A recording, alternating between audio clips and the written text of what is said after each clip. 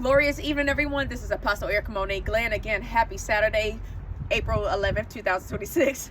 Here's the spring. I just want to do a video.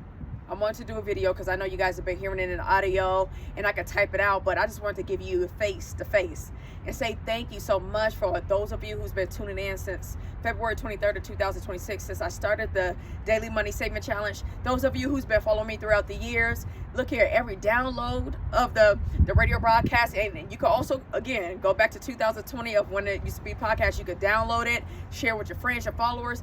Every download, every share means a lot to me. Amen. Because just like the title, it's not always monetary.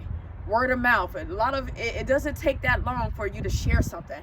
And again, I'm encouraging, I'm a challenge. You know what?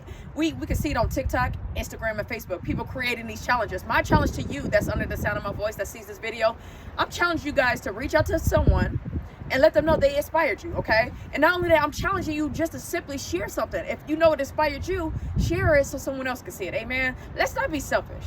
Okay, let's not be selfish, because if you truly say you support someone, simply just click that share button or that like button or leave a comment. Amen. Amen. I'm just saying, let's just be real. Put your money where your mouth is. Hey. But again, you like this beauty, y'all?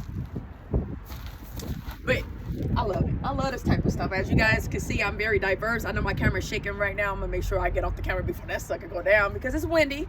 But I'm just grateful. You know, God allowed me to be able to see another spring. Amen. Many of you are going through life. I'm going through life. Okay, things aren't peaches and cream on my hand. Okay, I know people, but it seems like everything's, I'm like, look here, my faith is in God. That's why I don't look like what I go through. Someone needed to hear that.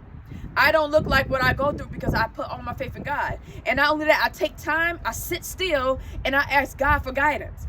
That's y'all problem. Many of you under the sound of my voice, you tend to just keep going and going and going and going and going, and you don't even give God time to give you the instructions.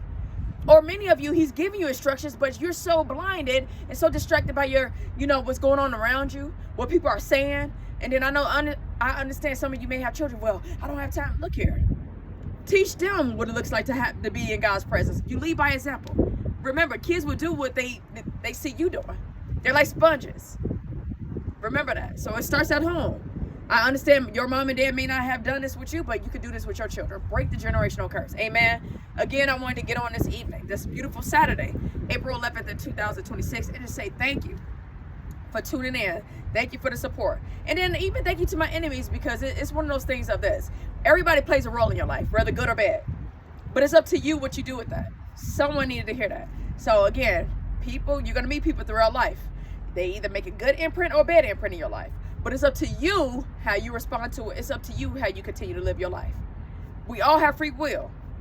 Remember that. Amen.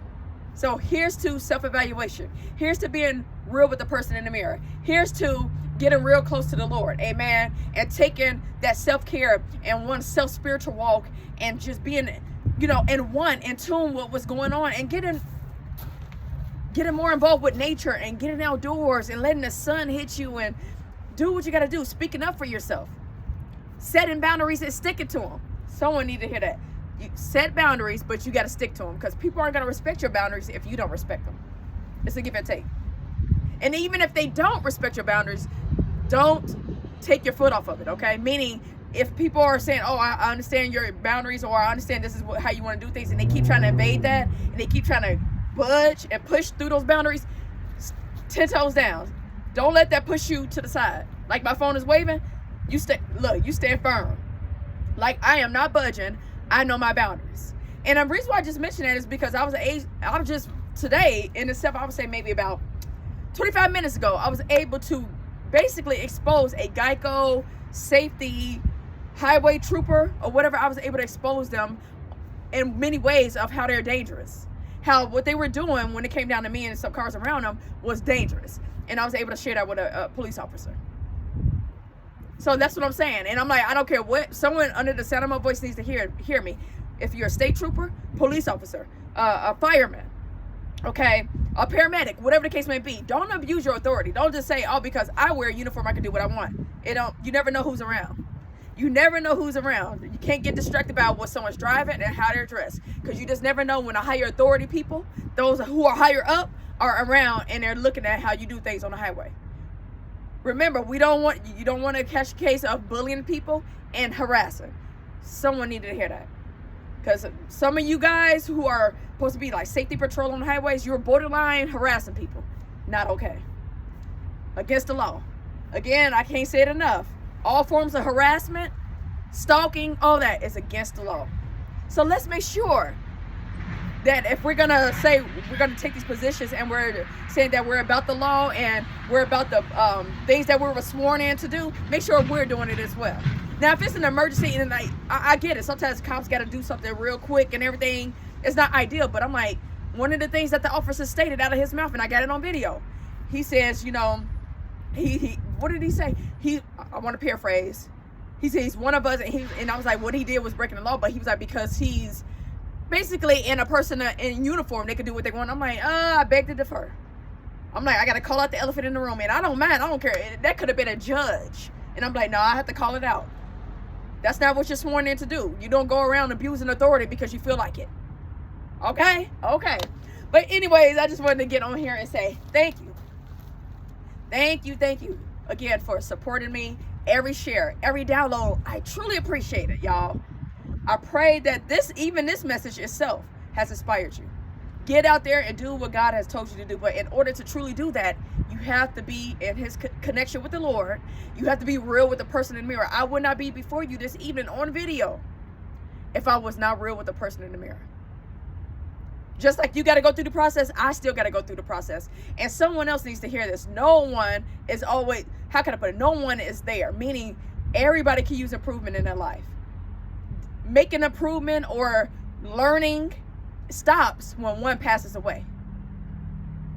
Catch what I just said. So I don't care how old you are, you can still learn. I don't care how young you are, you can still learn. And not only that, I don't care how old you are, you can still learn from somebody younger than you. And I don't care how young you are, you can learn from somebody older, and vice versa. Don't allow your age to intimidate you from helping someone that's older. So if God, like I'm young, look, I'm about to be 38. Thank God, you know, it's a blessing. But God can use me to reach someone who's 80 years old. But again, you can't force it.